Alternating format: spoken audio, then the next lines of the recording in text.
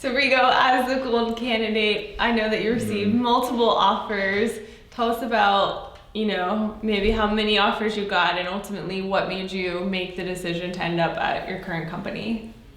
So concurrently I had 4. So in total I had a total of 7. Yeah. So when I say concurrently is within the time frame. I made the final decision based on the fact that I would be really close to my family where I was, and the money was really good. Not as good as other, but it was enough. And also the type of work that I was going to do aligned with what I wanted for my career. Yeah. So it was very nice because I was able to step back and be more in a contributing role than more of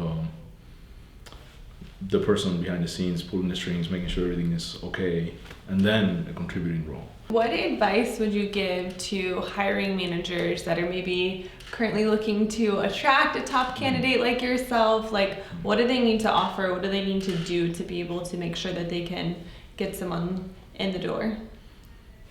Make sure that you understand what it is that a candidate is really looking for, not necessarily what they tell you. So I would design questions that would reveal the situation of the candidate in the peripheries, more so than the questions that somebody from HR gave you. So if you have questions from somebody from HR, you ask those too, and then you say, okay, now I have my questions. There's a really good article, I remember reading it. I think it was part of the, I don't know if you're familiar with Tim Ferriss, but 4-hour work week. Yeah, so he has another book called Tools of Titans or something like that. And in some of the resources, they have articles on like how to discern what somebody actually is telling you without them saying anything. So it was like 80% of human communication is nonverbal. Right. I think it's super important, and one thing that we always talk about in our office here at Focus GTS is like the 6 human needs. It's Tony Robbins, he always talks about them, and we always try to discover that in our calls with their candidate, like what's their need? Are they looking for certainty and like security in a job? Are they looking for like variety in like the technical work that they're doing or the projects? They want, multiple things all the time, changing environments. So really trying to discover what it is that they want. But then I think too, like the company has a responsibility and the candidate to also make sure that those needs are it's a good match and that they ask the right questions during the interview, because I think too, oftentimes like a hiring manager will decide it's a good candidate, but then they don't discover all their needs and what they're looking for, and they don't sell back to them why they should come work for the company. And then sometimes too, maybe candidates don't ask enough questions and they end up taking the job but end up leaving because they didn't make sure that it was the right fit and that this is the environment that I want to be in. So I think it's really important to ask all those questions during the interview process. Yeah, I agree completely. And the thing is that I think it has to be broken down into different states, right? So you have a state that is, what is it that I need? I need somebody now, like tomorrow. Yeah.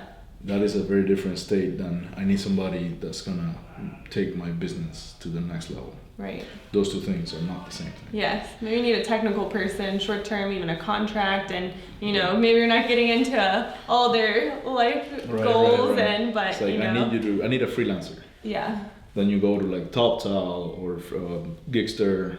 There you go. You don't even have to worry about hiring anybody. Yeah. But if what you need is somebody that is a team member that's gonna add value to whatever it is you're doing, that's a different ballgame. You're playing a different game, and then that's when all these things come in. But I think the problem is that there is not a top-down definition of what that is yet. Yeah. So the person that's trying to hire someone doesn't understand whether they need a employee, or they need a contractor, or they need a freelancer. Those 3 things are not the same. Yeah. So it's important that the hiring people understand that, and it's important that the candidates understand what they're applying for. It has happened to me that I thought it was a job for, in my case, I wanted to be a full-time employee, and it was not. It was actually like a contract position, and they told me this in the 3rd interview. Oh wow. So I was like, well, I have a son, so it's 3. I don't care if you're gonna pay me $500,000. I'm not going to be a contractor, because the moment that your company comes in some sort of financial hardship, which happens all the time, the contractors are the first ones to go. Yeah. So I would prefer not to do that. Thank you. No, thank you. Yeah, and that's why I think it's important to everyone, like for us as recruiters, to really qualify the candidate and understand their situation. Like, because I mean, someone like you, I would never match to a contract role, and I know you're never in a million years going to take it. So it's understanding and fully qualifying on both sides and understanding the job, really understanding the details of what their needs are and the candidates, so that way no time is wasted. Yeah, what we always do is, and I remember our first phone call, I'll have a sheet that I ask every candidate. Right. And it's very important that I ask these questions and I ask them open to, like, I ask you, what are you looking for? That way I don't assume anything based upon your resume, and you tell me, and there's so much information that I can pick up on based upon asking you those type of questions, and then ask follow-up questions based upon what you say. And also, like, what's gonna what is it gonna take for you to actually accept a position? Like, what's most important? Like, going through all of those things, and not just what's your experience. Like, tell me read what your resume, please. Yeah, it's like I can read it myself. Oh, okay, you do machine learning, you do Python, you do R, like check, scored 8 to 9, how good are you? Like, you know what I mean? Like, it's on your resume. So it's also, I mean, I'll ask you questions too, let you talk, and I can tell if I know what you're talking about, or if you give me one-line answers, then, you know, you're able to differentiate candidates who know what they're talking about and what, or more at what level they're at. Per se, I'm not a technical person, I can't judge those, but I think that's where the technical interview is so important, and matching the right technical person in those interviews. But then also, when we get a job, we go through the same thing. We ask, what's most important to this role? What's a successful candidate going to have done in 1 year from now? Like, what are the absolute essential things they need to do this position? Because if not, they might say that they have a need for a certain tool, and we'll ask them why. Like, what are they trying to achieve? So that a way we can be like, well, if they didn't have this, would you still want to see their resume if they had everything else? And then they'll say yes. So then you discover more of the need and what the job really is. So I think that part is so important. It is. So one of the things we wanted to ask you, I mean, obviously you've had the experience with us and other recruiters now, but what do you think that a recruiter typically does? I think depends. Someone like you, or a recruiter like... Just in general, what's your thought? I think a recruiter is more like a matchmaker. It's somebody, depends if it's internally hired for the company versus an independent contractor. I disagree. I think a recruiter internally hired for the company is biased. So it's because they want what is best for the company, not necessarily for the candidate. So I believe that independent contractors are better because they are trying to have a positive experience on both ends. Right. Therefore, the incentive is there to perform the best on both ends. So therefore, it's benefit for the company and it's benefit for the candidate as well. Yeah. So I think that what a recruiter does is it's like a technical, in my case, it's a technical matchmaker. You're like a speed dating person, but it's actually more of a slow dating person type of thing. Yeah. So, because it's a big decision. It's a big decision, right? Yeah. And it's more of a. So I'm talking about independent recruiters, not internal to the company, because we've had recruiters internal to the company on both places and all the other places that I worked, and it's not the same. Well, I think it's more of a you're more of a facilitator to make a good match that is going to have the highest probability of success in the future. Totally. That'll be the nerdy answer. Yeah, no, I like it. And it's so true, because also we're motivated by, if we don't help you find a job, we don't get paid anything. Where maybe an internal person, they have a compensation. Regardless. And also, I not only need to place you, I need to make sure you stay there, because typically there's a guarantee, and if you leave that company, still don't get paid, and it was even a longer period of time where it was wasted. So, it's in our best interest to find the best match on both parties from the beginning, and I think that's why it's so important to really understand back to those needs of each party. No, it's good. It's good. It's very good. I think the incentive. It's I'm a really big fan of. It's a book by John Adams, The Hidden Hand of the Market. John Adams is like the forefather of capitalism. And basically, if you set your incentive right, everything just falls into place naturally. Yeah.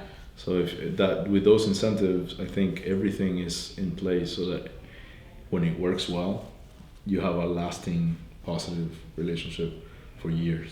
Yeah. And that is what you want, right? You want a customer that's there, that like, hey, the first person I want to think about when I need to hire people is these people, because I have never had a negative experience. And even when there was a negative experience, they made it up or something happened. Right. And as a candidate, you want the same thing. Like, I doubt that if I ever want to move forward, I'll go to, the first person I'm going to be texting is you. So that's what I'm saying. So like, please don't change your number. I'll let you know if I do. Please. Yeah. Because of that reason. So that's what I'm saying. Like, it's just the way it is.